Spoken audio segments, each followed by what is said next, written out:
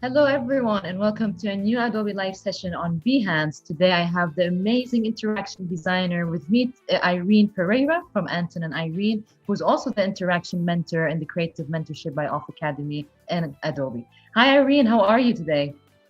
Hi, I'm good. Thanks for having me. Good to be here. Yeah, we're so excited to have you here with us. I want to also say hello to the amazing chat community that we already have. Steve, Jackie, Laura, Sean, amazing people already talking about the weather apparently. But so yeah, I can't wait to hear your questions today for Irene. And for those who are joining us from YouTube, please do join us on Behance so we can say hello to you. You can see the link below. So yeah, just join us and send us your questions. We have an amazing session today. We're going to talk about Anton and Irene. We're going to talk about the Creative Mentorship. So for those who do not know what the Creative Mentorship is, it's a 7-month program that is organized by Off Academy and Adobe. We do provide opportunity for young talents from the age of 18 to 30 to send us a project proposal. The winners will get a 7-month mentorship by a professional. We have different categories, and today we're going to be talking about the interaction mentorship that is being held by Irene. So Irene, please go ahead, introduce us. Who are you? Who's Anton and Irene? Would love to hear more about your project. Great. Hi, everyone on the stream. Thanks for joining us. So for those of you who don't know, I run a company together with my partner Anton in New York called Anton and Irene. So you can probably guess. Let me open that. Who's the Irene and who's the Anton. So basically, Anton and I have been working together for like 14 years now, a long time. And we started with, we were both kind of junior designers when we started, little kids. And then about 6 years ago, we started our own company. And that was after already having been directors for many, many years. So for us, it was kind of a great opportunity to do the work in the way that we wanted to do it. And that's why we started our own agency. And one of the things that we thought about when we started our own company is how do we really want to be defined as a studio by our work? And after a lot of discussions, we basically settled that we wanted to spend 60% of our time doing client work and 40% of our time working on personal projects. And the way we kind of thought about it is that like client work is where the money comes in, and personal work is where the satisfaction is. And I know that as a designer, you do really have to think about that, because if you want to actually make a lot of money as a designer, that's very possible. I know designers who drive Ferraris, believe it or not, but probably they're working on very boring pharma websites or pharma projects, I would imagine, or in big tech. Or who knows, now they're selling NFTs. That's probably another way that they're making a lot of money. Oh my God, let's not get into. Let's not get into that. We are not getting into that, Natalie. We're not getting into that. And then I also know a lot of designers who do a lot of really cool personal projects. Like they'll do like covers for like their friends' bands, or like cool posters, or like branding for like nice cafes. But I mean, these are also people that like live in apartments with no heating and probably not even a bed frame. So they don't really make a lot of money doing any of that. So for us, it was really important that we kind of found that balance of like 60-40. So that's where we felt comfortable that we were still doing client work and we were also doing personal work that we thought was very satisfying to us. So I want to highlight actually 3 different client projects that we've done that are not necessarily my favorites, but I think give a good sort of breadth of like the type of work that we do. So from very big to kind of very small. And one of the things that's really important is obviously when we were starting out our own agency or our own studio, and we didn't have any clients, and we didn't have any of our own work because we were not allowed to showcase the work that we did at our previous agency. We had to be very careful with the work that we put in our portfolio, and we had to be very careful with the work that we chose, because obviously if you start to just jam whatever random project you've ever done in your portfolio and somebody sees that, they're going to hire you to do more of that, even though you probably don't want to do more of that.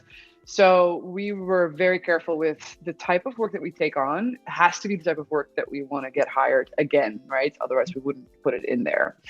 So I think the biggest project that we've done is the redesign of the Met Museum in New York City, which is, I think it's the second largest museum in the world after the Louvre in Paris. Which was, you can probably imagine, like a giant project. It took about a year. There was a lot of red tape, a lot of bureaucracy. It was kind of a nightmare, actually, but we learned a lot. And there was, kind of a lot of things going on between understanding how museums are run and how their digital department is run. So this was, like, for us, a huge year-long project. So that's like sort of one extreme of the type of work that we do. It's like these kind of large mega portal websites. Wow. And then, sorry, before we jump into the Chantal Martin, which is honestly, I would love to hear about it. So the Met, would you consider this a project that you've always wanted to do? Like, how did you decide when you got the brief, for instance? How did you decide that you would want to do this and want to put it on your portfolio? Yeah, I mean, I think, well, I go to museums a lot and I love art. Not all designers do, actually, believe it or not, but I do. And I know a lot about art, and I'm very interested in that. And the Met at that time, I mean, it still is. It's like if you work on a project like the Met, you get access to really, really incredible people, because you can probably imagine that the curators who work at the Met are not like random Joe and Schmo type of people. Like, they're people that are really at the top of their game within that world of curation. And I knew that if we were to work on this project, we would be surrounded by those people. So it would just be like an amazing opportunity to be exposed to people of that caliber within the art world. Now, obviously, the Met is a massive, very old institution that comes with a lot of other challenges within their own bureaucracy.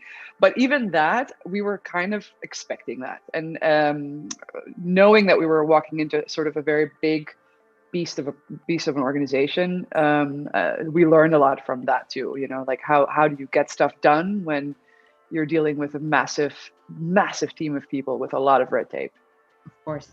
And for instance, in the case of you and Anton, it's of course it's a team decision. So for instance, if there's a project that you like more than he does, I guess there is an understanding at the end. Did you ever have any conflict, for instance, like, okay, no, I don't want to do this, you take care of it, or like, does it always have to be like a team decision? Yeah, it does have to be a team decision. There are two examples where we have some sort of rules and guidelines of things that we won't do. Yeah. And for Anton, I know that he doesn't want to do anything political, even if it's for a political party that he supports now, or maybe he likes now, because he believes that you never know what these politicians are going to do later on, or how they're going to be perceived 10 years from now. So he doesn't want to do anything related to politics. So for example, when Obama was president, I was a big fan of Obama, and I would have been very happy to do work for Obama.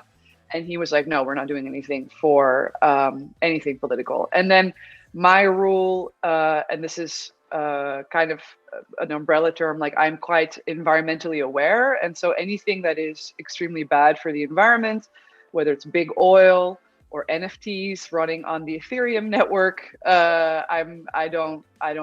I don't want to participate in anything that harms our planet in a really big way. So those are kind of our two things. And I know that about Anton, he knows that about me. So we just don't do that type of work. And then we do, other types of work that we're whatever. He might be more interested in it than I am, but at the end of the day, it's like, whatever, it's fine.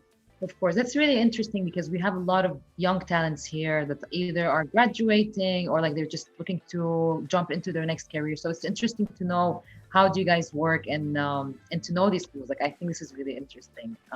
So and to go on with the project that you wanted to show us with this Chantal Martin, would love to hear all about it, because I know that this is purely from the heart. It was done out of passion. So please tell us more about it.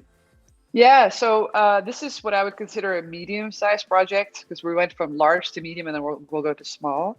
This took us about 4 months. And Chantal is one of my closest friends already for many years. And for those of you who don't know Chantal, she's kind of, well, she's an amazing artist who does these hand-drawn illustrations that you see behind her right there. And she, at the time that she approached us, she hadn't, I mean, she was already quite well known, but not as well known as she is right now. And she realized that as an artist, she really needed to have a brand because, she had her art, but she didn't really have any way to sort of package that art that she had. And she was going to be working on a lot of collaborations at the time. She was talking to Puma, and she's done many more since. So she needed a way to sort of package it so that whenever you would see it, you would be like, okay, that's Chantal. So the first thing we did is we really thought about what would be a good logo mark for her. And we settled on this extremely bold type because her artwork is so ephemeral and so hand drawn and so sort of free that we wanted to contrast that with something that was the exact opposite of that. So something that was super heavy, super strong, so that it could actually work together with her art and not compete with her art, because that was something that we were very conscious of when we were designing it. Also, Chantal is mixed race, so she's half African, half British, and I actually took that into consideration quite a bit when we were talking about what her brand should be, because it's a big part of her identity and how she identifies herself. So we wanted something that was black and white because she's both, so we wanted those two colors to really stand out. And then finally, this little dot at the end of Martin, which we have at the end of the logo mark, she has this mole right here, which I love. I think it's like such a cool mole. So it's like we need to have a dot that like represents her mole somewhere. So to like Wow. maybe a lot of people, this doesn't seem like something that's super personal, but to us, like every decision that was made in terms of the logo mark, really represents Chantal. We also, of course, needed to make sure that all of that stuff worked really well on a bunch of different collateral, even if her work wasn't necessarily shown as part of it. And as she's an artist, it also had to work in fairly large scale because there might be, exhibitions or things like that, or it should be able to work outside. So there were a lot of consideration with the collateral that we had to think about, that we thought would be a good way to sort of think about, how do we position this brand in a way that makes sense for her. And then my favorite part of the whole project was actually the website. So besides the brand, she also wanted us to do a website, and we came up with this idea of what we call the body of work. And we photographed Chantal from above, which is the photo that we're looking at right now that's on the homepage of her website. And then we transformed all her illustrations into code. And then there's this little Easter egg on the homepage where you can actually drag some of these sliders and play around with the code, which is representing her art, obviously, so that you can kind of co-create with Chantal, because that's also a lot of what she does. She'll like perform in front of an audience, and she'll draw while people are watching, or she'll take inspiration from people in the audience. So we wanted that feeling to sort of be there while you're on the website. And also this whole idea of like the body of work, where it's her body and her body of work, so that every time you would zoom in to any one of these parts of the website, her body kind of comes closer. So now you're like near her arm, or you're by her leg, or you're not near her hand. So the whole website's framework, if you will, is kind of designed around this idea of body of work. So for me, that's like, it was a really fun challenge and a really fun way to work with a very close friend, which was a bit odd, obviously, but also very rewarding ultimately. That's so cool, Irene, which makes me think like when we see this breakdown and like how you got to play around in this project, and obviously you're working closely with your best friend, like you said. So that's where like the main topic of this stream is that how did you go from a big like junior designer in a big company to to founding your own company and just like doing things that you love. Was that a big decision? I mean, obviously it's a big decision, but for you, like, did you take a lot of time to think about that? Like, can you just kind of walk us through about how did that happen? Sure. Yeah. That's a great question, because I think a lot of people at some point will face this in their career. It's something that, When you're a young designer, and I think I started when I was about 21, you should basically take any job that anybody throws at you, and you should really work as many hours as are like what is humanly possible. And if you do end up working at an agency, you should do all the bitch work. You should volunteer to do the bitch work. You should really like give 200% because that's the time to learn. And that's the only way you learn. That's the only way you get good at something.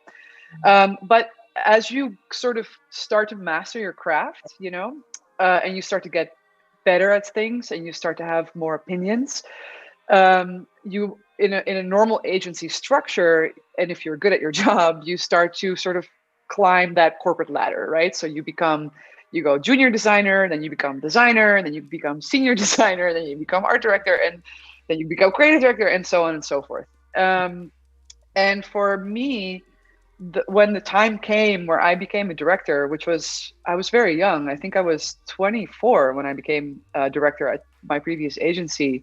Oh. Yeah, it started out really cool because suddenly I was like, holy shit, I'm responsible for projects that are like multi-million-dollar projects, and I'm responsible for 20 designers. Like, what the hell, But a couple of years into that role, and Anton and I were doing this at the exact same time. We were promoted at the exact same time. So we were basically running this agency. You start to realize that as a creative director, you actually don't really do anything. And I know that sounds like what nobody wants to hear, but it's true. And, like we were just in meetings all day, and every time there was a problem, we would have to go talk to the client, or every time there was a problem in the team, we had to go talk to the designers, or then they wouldn't get along, or they needed blah, blah, blah. So basically we would have 8 hours a day, let's say. And 7 of those hours were just spent in meetings or, putting out fires. And I was like, what the hell? Like, I'm a designer. I'm not interested in this job. This job sucks. Like, I don't want to do this job. So Anton and I were both getting frustrated with the fact that basically we had been promoted away from doing the job that we actually like into what we would consider the shitty part of the job, And we got more money, but like I would go to work just like, oh my God, I'm going to have to sit in the meeting for 8 hours again. Like I'm going to shoot my brains out, And so I like to make stuff, and I want to do things, and I want to solve puzzles, and I don't really want to sit there and talk about budgets with designers and resources, and I don't care. So that happened. Then both of us turned 30, which was, I think, a big thing for us. And then just for everyone, turning 30 is kind of, it's a bit traumatic. In a good way, but it's a weird thing, turning 30. And you then on a professional level or emotional level, or both, obviously. Just the idea of being, I'm 37 now, so I'm over it. But like the year of being 30, I was like, oh my God, this is crazy. Like you feel like an adult suddenly, or like the things that you're doing now makes, matter. And before it didn't really matter. I don't know. It's a weird thing. But yeah, so we basically decided at that point, like, okay, we have 2 choices. Well, actually, we thought we had 3 choices. Okay. Option number 1, we stay at this company. We make all this money because they were paying us very well. Yeah. And we basically become professional meeting people for the rest of our lives. That was like option 1. Then option 2 would have been to go to a big tech company like Google or Facebook and basically retire at Google or Facebook, because most designers who work there don't do very much. So you work like 2 hours a day, and then whatever, so that's a lot of our friends went that route. And then the third option, and that's what we ended up doing, was to basically start from zero with no clients, no money, no studio space.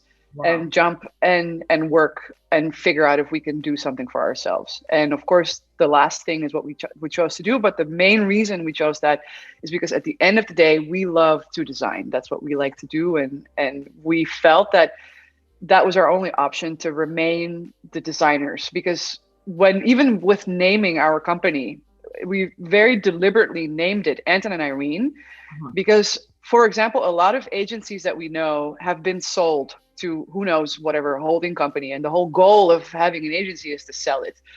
And we were never interested in that. And we thought if we name it after ourselves, then not only do we have to be the primary designers because you're buying Anton and Irene, but also who's going to buy the agency Anton and Irene if Anton and Irene are not there? So we kind of did the opposite of what everybody wants to do when they're starting their own agency.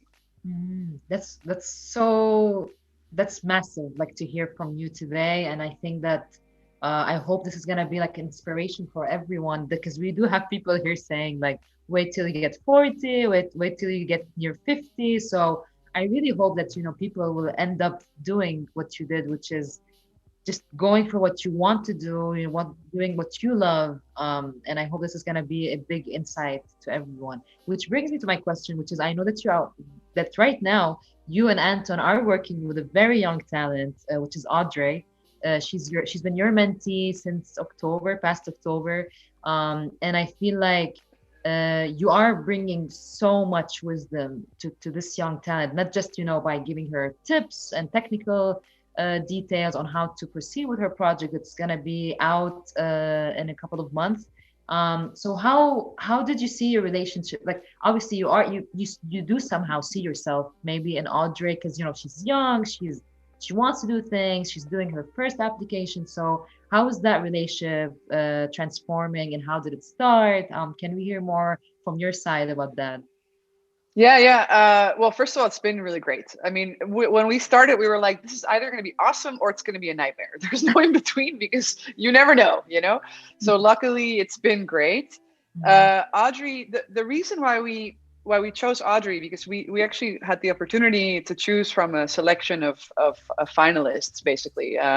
And we really liked Audrey. Well, number one, because she was a developer, which neither Anton and I are developers. So the fact that sort of we could in that way collaborate with her more as sort of from a design and a conceptual perspective and have her build it was very interesting to us. Also, we collaborate obviously all the time with developers, so that was really great.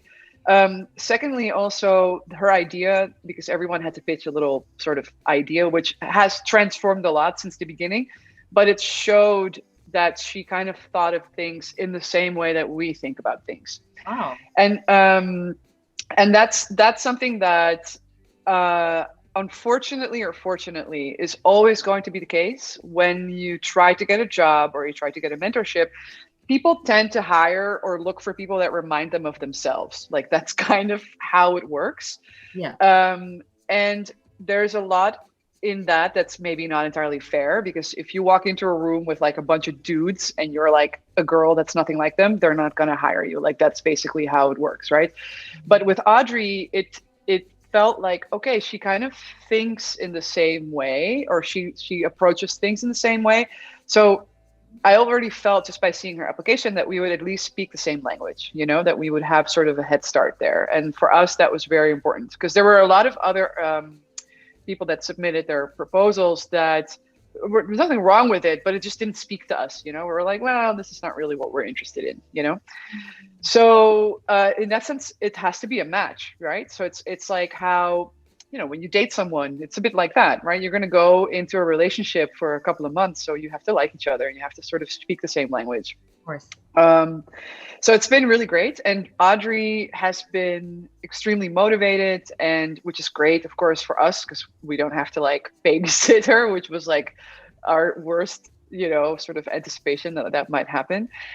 And she's been very, very, very thoughtful. And it feels more like the three of us are kind of collaborating in a way that we're all pitching in with ideas. We're talking about stuff.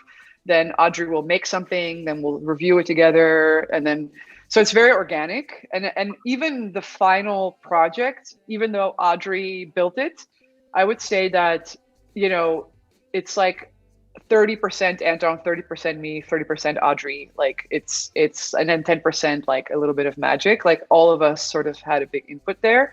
And that makes it feel like a really great collaboration. That's So it's amazing. been I mean, like, awesome. it's so good to see that. Like, I mean, of course, for people, the term mentor is like, oh yeah, this great person that's gonna be like your leader. But seeing this and the relationship that you're having with Audrey is just fascinating because this is one of the things that some of the community asked, which is they wanted to know, like, what did you learn from the mentorship yourself? And you answered that question perfectly because you wanted to work with a developer, and you somehow did not want to babysit someone. You wanted to work together with the young talent. So So that's amazing to hear. Um, I know you have some awesome projects to show us. We have here Google Home Hub. Would you want to kind of share with us some details about that? Yeah, this is sort of the smallest end of the spectrum. This was a tiny, tiny project that we did for Google. So some people have this device at home, right? It's an Android device where it's like a tablet, basically.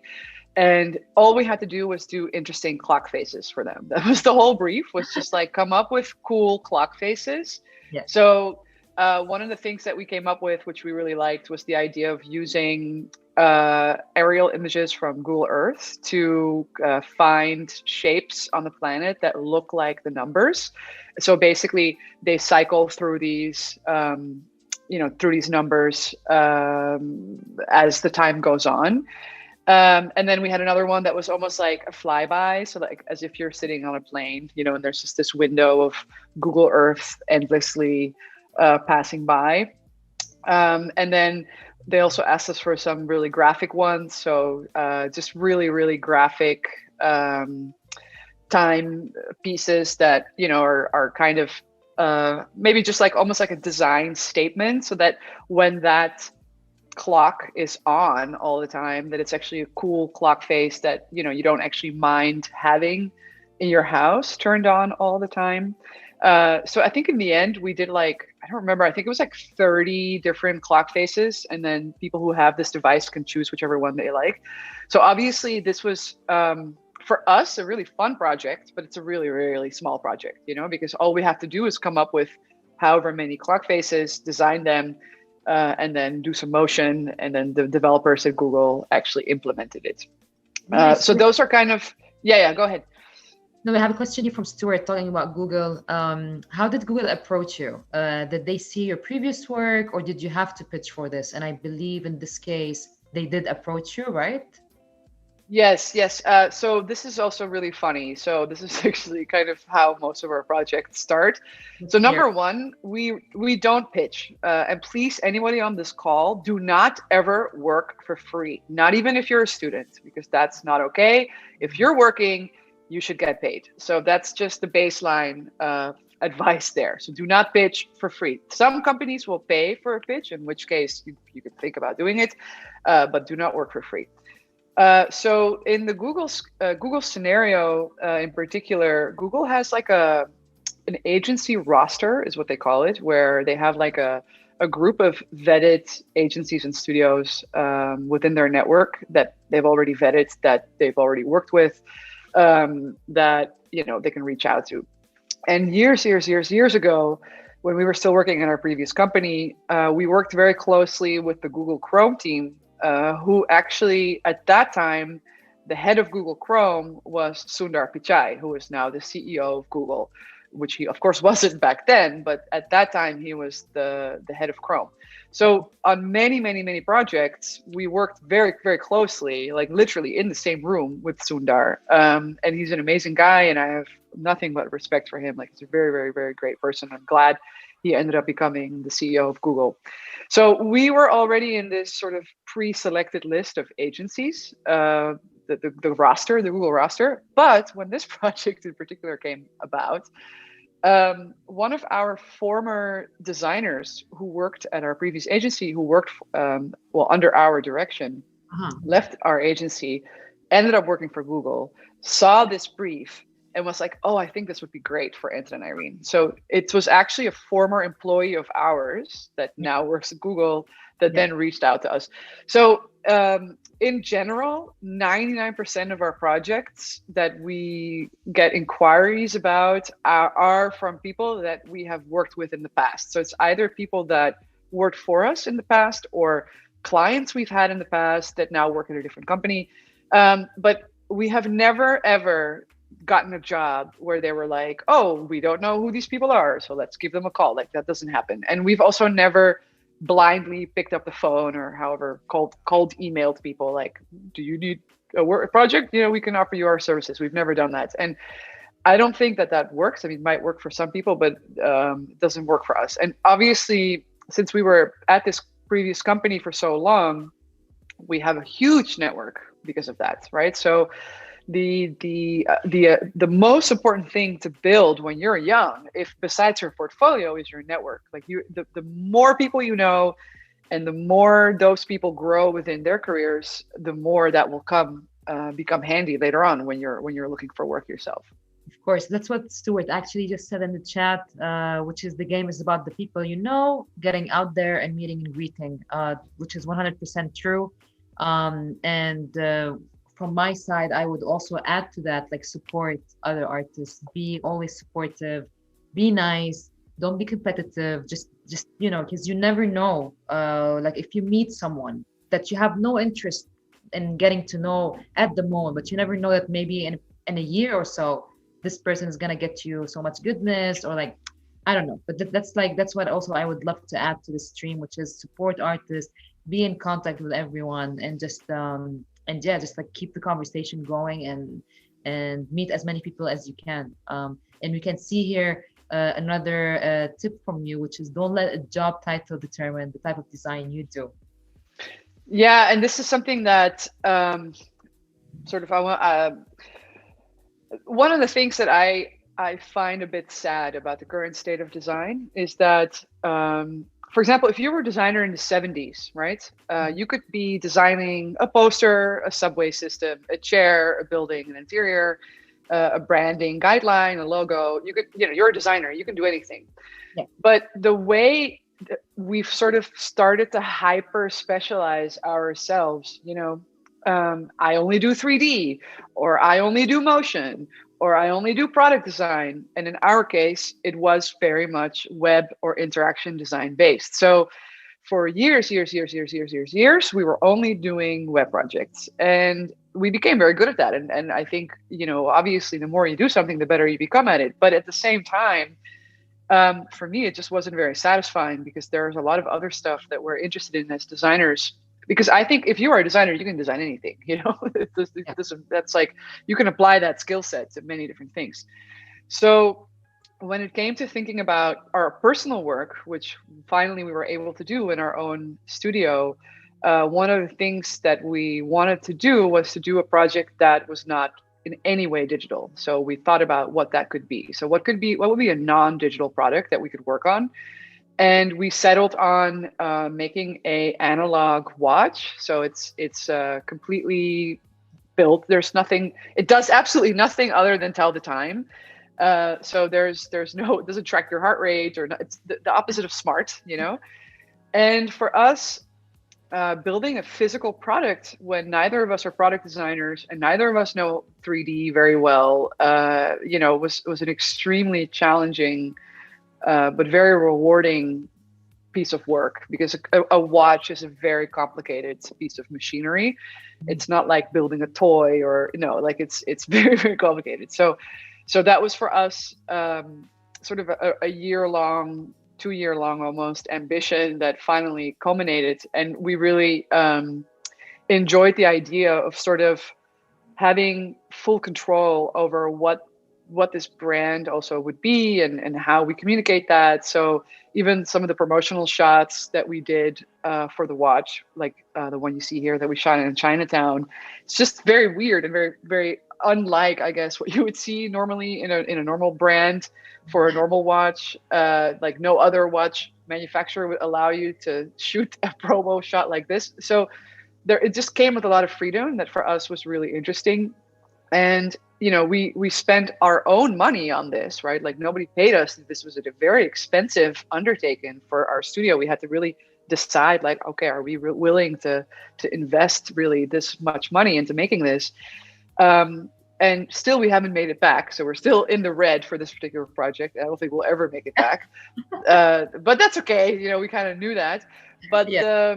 But the awesome thing is that once we released the watch, we actually got a call from MoMA, from the Modern Museum of Art in New York City, from the MoMA store, and they wanted to carry our watch in the MoMA store, which obviously for a designer to have your piece of design in the MoMA store is like a huge honor. And I mean, it's so yes, we spend a lot of money, we spend a lot of time. We're never going to get that time or money back, but at least now our watch can be bought at the MoMA store, so we can forever brag about that, which is pretty cool. That's So amazing. That's we're the perfect example of like, just do it. Just to just do it. do Yeah. it. Yeah. And you never know if it's gonna get you somewhere or not, but you did it. You did it. You know what I mean? And it's amazing. And I see here, I mean, I want to give a huge shout out to Anton. I don't know if he's watching us now, but Anton is currently in New York, right, Irene? And you're currently in Barcelona at the moment. So this is another thing that I would like to kind of put a spotlight on, which is, which of course, feel free to talk about it or not. We can move on, but I wanted to know kind of like how is the workflow happening right now? Working from another country, different time zones, and I feel like this is like kind of like precious tips for anyone who's watching us now. Because in the end, we are all working from home at the moment, located in different countries. So, any kind of advice on that? Yeah, I mean, it's not always easy, obviously. I think in our case in particular, as with everyone, we didn't have much of a choice last year, right? Like we just had to figure out a way to work remotely. And I feel quite fortunate in that way that obviously Anton and I have been working together for like 700 years. So we don't require a whole lot of communication because it's quite intuitive. Like I know more or less, it's like very shorthand, right? Like we don't even talk much when we're in the studio because we know what he's working on, what I'm working on. Like it's quite easy. So that was easy in that sense. Like I think it would have been very different if he would have been someone I didn't know at all and I would have to collaborate with him. I think that might be harder. Yeah.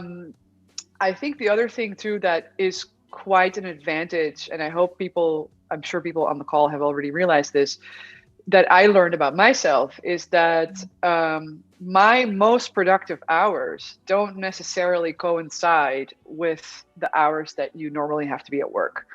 So what do I mean by that? I'm most productive very, very early in the morning. So let's say between 8 in the morning until 12 is like my prime time. And then after that, I'm basically worthless, But when you work in a structure where you have to go into work and work starts at 10, which was the case for us, I basically lost my most productive time in the morning. And so I personally have felt that by regaining that time in the morning, I actually am far more productive, far more creative, far more motivated. And I'm done much earlier in the day. So there's something very interesting about learning what your own personal rhythm is, like I know for Anton, for example, it's late at night. For a lot of people, it's late at night. So It's nice that we now have this freedom to design our day around the time that we feel most productive, because I think working less hours but working more productively is obviously what we all want, right? So that's super important to know your own rhythm. Yeah, that's a really nice perspective at the same time, because I know that some people are still like they have the need to go to an office and to work from this hour until this hour, and it just kills your productivity, like you said. Like it just does not make sense, because in the end it's our brain, it's our mental health. There's no timing for that, like, you know what I mean? So Totally. that's really interesting to hear. And then, so I do have, we have here other mentees from the Creative Mentorship. We have Tony, we have Anne watching. Tony is from the 3D mentorship category, and Anne is from the art direction. Audrey actually has a stream right after this one on the French stream. So for all the French speakers, do join her and see her perspective, now that we saw her mentor's perspective. But yeah, so I just wanted to say hello to the amazing people here who are joining us right now recently. And Irene, so I also have a question that we got from the community, which is, now that you did work like for these months with Audrey, how, like, if you would want to give a tip to future mentees or anyone that would want to approach you as a mentor or as someone to guide them in their projects, what would be that advice? Like, how can someone approach you, or any kind of artist, to be honest, in this case? That's a great question. And I think it's not, my honest response to that would be it's very difficult to do that. Because you have to imagine that people like me are extremely busy, right? Like we have more than 8 hours of work typically in a day. And on top of that, like I teach, for example, like I don't have a family, but you know, a lot of people my age do, but I consider the students almost like my kids, you know, so they require a lot of time and effort and energy. Um, so going up to a person you don't know and asking for a mentorship, I don't know if that works. It might work with some designers, but for me, for example, that would not work at all. Like if I don't know you and you're just randomly emailing me and you want mentorship, I'd be like, well, so, you know, like congratulations. Like, what is that? What do I care? You know? Yeah. So I think again, the most important thing here is having a network because if you know people that you let me put it a different way. You might think, oh, I love this person's work, or I really admire this designer's portfolio, or whatever. But that doesn't mean that that person is necessarily going to be a good mentor to you, you know, because this person might not be very nice, or might not be a very good mentor, or might not be interested in mentoring, period, right? So this idea of like looking up to designers and then trying to get a mentorship from them, I think is probably not even if they would say yes, the best way to go about it. Um, Mentors come in the most unusual forms and in the most sort of obvious ways, you know. So for me personally, the best mentors I've ever had, none of them were designers. You know, they were teaching me about things in a very different way, whether it was business or how to run a studio or things that I'm actually naturally not very good at is where I really had the best mentors, right? So I think rather than trying to squeeze your way into a designer's life who you admire, I would start to identify people in your life currently who are doing things that you know that person and you admire what they're doing, whether that's design or not. Because mentorship alone, it has very little to do with like design, right? Like you can watch a million tutorials and learn how to become a better designer. It's really about learning from people how they look at the world, how they think about things, how they solve problems. And these people can be in any profession, right? Every person you know is a creative person inherently, one way or the other. Whether even if they don't think they are, they are. Yeah. So I think that for me, it would be better to just look at people in your life or the people in your network, and then see who you gel with and who you look up to. Really not based on some abstract portfolio, which you don't know how that person made it or what type of person, you know, what they're even like. And try to get a second opinion almost, right? So not even a lot of times with mentorship, it's just having someone to bounce ideas off of, like, hey, what do you think about this? Or hey, can I show you that? Or hey, how do you feel about this? And anyone can give you that feedback if you respect that person, you know. I completely agree with you. And even Angus here from the chat saying, what a great, honest advice here from Irene. And this, which brings me to the slide you had, which is most of us already have stories, others might find interesting. And it kind of relates to what you said, which is you don't just contact someone for their work or for their portfolio, but also for their stories and for the journey that they have passed. Like for me, like you said, we have this weird category which is non-creatives and creatives, but this doesn't exist. Like we are all creatives, you know, whether we are in business, we are in accounting, or whatever it is, we are all creatives. And I feel like you learn more from the person because of their stories and not just because of their work. Obviously there's a technical side of it, there's you know, like how you do certain things using certain softwares, but for example, the Adobe live sessions for like this, you know, like just talking about yourself and talking about the type of work you do and what comes behind it is just like, I feel it's more powerful. Did you want to add something to that slide that you showed us right now, which is about the stories and the interesting part of it? Yeah, I think so. One of the things, and that's like the last project I'll highlight very quickly. That I think it's worth to think about as a designer.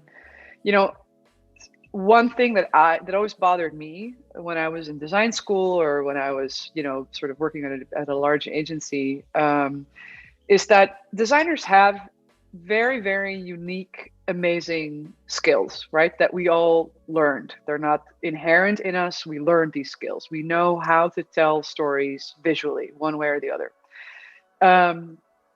And I always found it kind of a pity that we only used those skills to help other companies sell shit, you know?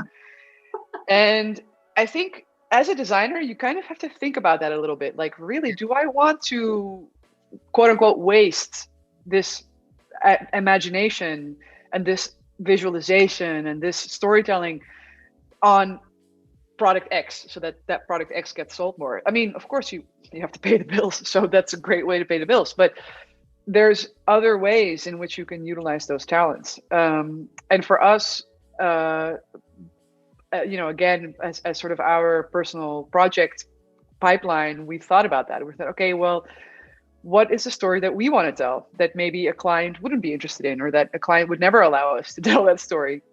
And we settled on this story of my childhood.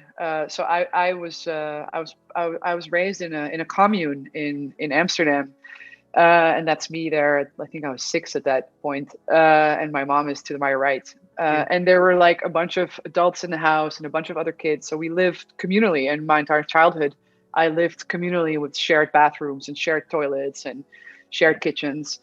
And for me, of course, that was a very normal way to live because I didn't know any better. Like, that was my childhood, right? But then when I left, when I was 17, and I would tell people that, you know, they were always like, you grew up in a commune? Like, and they always had these weird, I guess, ideas about it. Like, they were like, oh, was it like religious weirdos, or were you guys like hippies, or, you know, was it all about sex, or like, I don't know. It was just, people had all sorts of bizarre thoughts about it that obviously did not correspond at all with reality.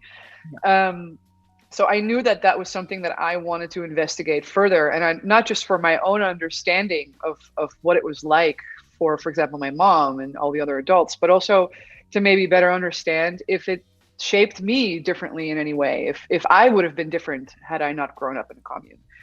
So one of the things that we decided to do was we flew to Amsterdam and we interviewed everyone involved. And, you know, my mom still lives there, like 30 years on, well, more than 30 years later, she still lives there. And we tried to sort of piece together this puzzle of like what actually happened and what was it really like. And we created this interactive documentary which tells that story of this house. And the reason why we wanted to make it an interactive documentary was it was a bit of a challenge for us. Neither of us are filmmakers, neither of us are editors, neither of us are, we didn't know how to do any of the things that we signed up to do. But we were very interested in this idea of, you know, how can you make something interactive that is supposed to be a lean back experience, right? Because when you watch a documentary, you're watching, you know, you lean back. But when you're interacting with something, you're interacting. So we were very interested in that tension, which is, for example, also when you play a video game, right? You have that tension of like, you know, you lean back and you experience it versus you interact. So that's what we were also trying to figure out, you know. So we used the story of my childhood as a story, but then we had all these challenges set for ourselves that really sharpened our understanding of the medium that we work in every day. Wow. So for us, that was it was a great way to basically play around with that. And you know, one of the things that I think, if anything, also I want to just highlight to the people on the call here. For me personally, you know, I keep mentioning my name. I don't know. I never do that, but I'm going to do it again. I'm 37. I'm going to be 38 soon. So I've been around since forever, right? Like, I remember coding nonsense back in the 90s on dial-up. Like, it was like part of my childhood. So I've seen this development of my medium, right, which is the web, the internet. I've seen it develop, and there are things about it that, you know, I love, and things about it I hate, and, you know, I have a lot of feelings about it. But as I became more and more established in my career, um, I realized that everything was starting to become really easy. Mm. And I realized it at some point. I was like, oh my God, I haven't actually been challenged in a really long time. Everything I've been doing has been some form or other of repetition of something I've done before. And one of the things I think that's super important as a designer or any type of creative, even if you're a developer, it doesn't matter, right? Is to specifically do things that you're not good at, Yeah. because it's very easy to become an expert and then live in that expert space and never allow yourself to feel like an amateur again. And for me, it's super important to basically think of it like if you have a comfort zone, which for me obviously is like, for example, doing anything digitally, right? Like you give me any website, I can do it in my sleep, basically. Yeah. But if you step out of that, you actually become courageous. So you can do things that are maybe adjacent or close to your comfort zone, but you expand, your skill set. So in the case of, like, for example, these projects that we did for the watch in my childhood home, we did a lot of things that we didn't know how to do, and it was the first time in maybe 15 years that we were like nervous, like, oh my God, I don't know how to do this. We're making crazy mistakes, we're failing all the time. And it's great because you feel like you're alive. It's like I'm very uncomfortable, but I'm okay. And I think once you go beyond that courage zone, you're in, like, what I would call the terror zone, which is very far away from your comfort zone. And in some instances, we've also been in that terror zone where we really didn't know what we were doing. But that's a dangerous place to be, because if you're really, like, completely out of your depth, then you become really paralyzed and you don't know what to do anymore. So you have to find that balance, which for me would be like the purple zone there, right? So the courage zone is where you want to be. Every once in a while, you can step into the terror zone, but definitely try to not stay in that comfort zone too long. Wow, 100% agree with you. And it's just that the trick here is to take the risk. And like we said previously, just do it and not overthink about it. Because like you said, you feel more powerful that you actually did it and not just, it's not sitting there and you're thinking, should I do this? Should I not? Like it's gonna be there forever if you don't just take the decision. And that's like that's the star here. Like you have to take the decision and just take the risk and go for it. I do have a question here now that we have over 5, 6 minutes left. I would like to share Jane's question here, which is so there is a big push in disability world to make the internet more accessible. Has that raised problems for Anton and Irene in their interactive design? No, it hasn't. And I think it's a great question, actually. You'd be surprised how few websites are accessible. And by few, I mean probably 80% of them. Mhm. And you have to think about it as, for example, if you were to do anything for the government, it has to be accessible, right? Because it's legally, literally has to be accessible. Yeah. But there's very, very, very few private companies willing to spend the extra money and time to make sure that stuff is accessible, because it does take more time and effort to make sure that content is accessible to everyone. And by accessible, I mean blind people, right? That's a very big thing, or any other type of physical handicap or disability. Mhm. So for me, for example, and I find that very frustrating, and not because in reality, the percentage of people that are blind in the world is very low, but the percentage of people that are old is a lot, right? So when I see my mom, for example, who's now 74 years old, interact with technology, it makes me very sad, actually, that we designed all this technology to be completely not accessible to people of that generation. And it worries me a little bit, because if that's the wave of technology, that basically everything is designed for people under the age of, let's say, 65 or 70, Mhm. um, we are really excluding a very, very large amount of people from being able to access content online. And even if I think about, for example, an iPhone, right? You can't even feel the buttons anymore because there's no buttons. So if you have very bad eyesight, you like my mom, for example, hates chatting or typing because she can't see it, so there's this very serious problem, I think, that we're facing now with especially this baby boom generation, which my mom belongs to. And there's so many of them because it's the largest demographic group of people that we have on the planet. And our technology basically fails them. And for me, that's very scary and far more problematic than making sure that all websites are accessible for sort of disabilities, because everyone is going to be that age at some point. So we will all be affected by us excluding generations of people from being able to access content. Exactly, especially that we are now living where in a situation, let's say, that we don't know when we're gonna get out of it anytime soon, but we live in a situation where everything is digital, everything is becoming virtual.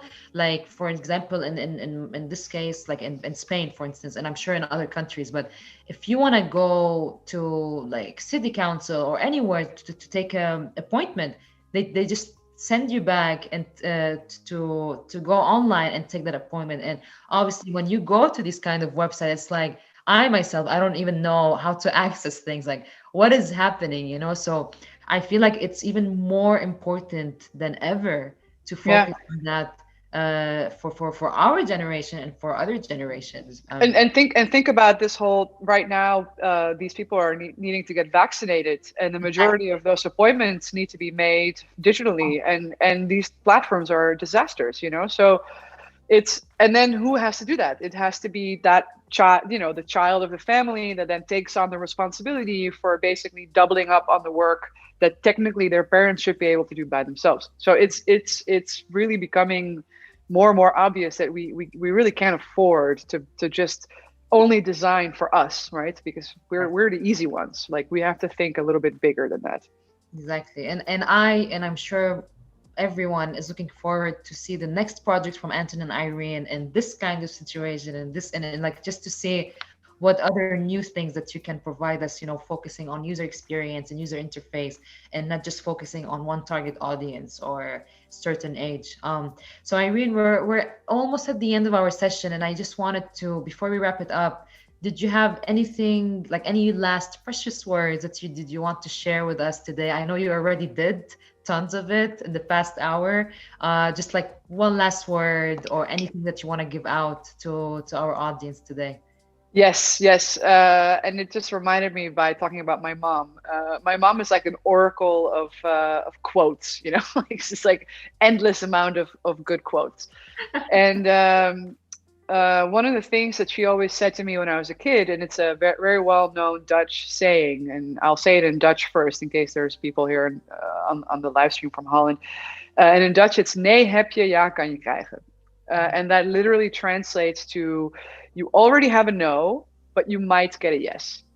And what does that mean? So I remember when I was a kid and I would be like, Mom, I would really want to do this and this and that. And my mom would be like, well, why don't you ask them? And I'd be like, well, I don't want to ask them. It makes me uncomfortable. I don't want to. No, you already have the no. So the worst thing that could happen is that they say no again, right? Because the no is already a guarantee. So you already have a no, but you might get a yes. And for me, that's basically been my life's motto. And I would suggest very strongly to always ask, even if you think that person's going to say no. And if they do say no, who cares? You already know that no is already there. You already have the no in the pocket, but they might say yes. And you'd actually be surprised how many people, if you ask them for help or you ask them for something, will say yes. And you would never have gotten that yes if you were too afraid to ask. So always ask. That would be my big advice to anyone at any age, at any point in your career. It's a good way to think about, moving through your life. What a beautiful way to end. I feel like you have to do the mic drop and just leave without even ending the session. But I have goosebumps. I mean, it's perfect. I totally agree with you, and I've been doing that through my whole life, and I'm sure tons of people as well. And I hope they will treasure this advice. Even we have here Angus saying that Irene's mom is a legend. So please do let her know. So yeah, Irene, thank you enormously for joining us today. Just want to show the last slide that Irene is showing, just to also give a shout out to Anton. I don't know if Tim can show exactly here. Thank you so much, Irene. I'm so happy to have you here today, and like these amazing insights that you provided. I wish you the best of luck in the creative mentorship, which is about to, like, we have a couple of months or even a bit less. Can't wait to see Audrey's stream as well on the French stream. So thank you everyone for joining us as well. I want to remind you that we have a Discord channel to keep the conversation. So do join us. You have the link that Tim shared kindly on the chat and below the screen. So exactly here. So yeah, please join us to keep the conversation. Happy Friday to everyone. Oh, and before I end, sorry, I that's my fault. I just want to remind you everyone that we have a schedule next week. We have two awesome sessions coming up. One on Monday with Leon Nico, who is a motion designer and illustrator, who will be walking through hands-on textures from Photoshop and After Effects with Charles Carter. And on Wednesday, we have the famous masterclass with Tim and Emma this time. So excited for this one. They're going to be talking about Photoshop hidden gems. So do join us next week from 12 to 1 as usual, UK time. Thank you, Irene, once again. Happy Friday to everyone and see you soon. Bye, Bye. guys. Bye.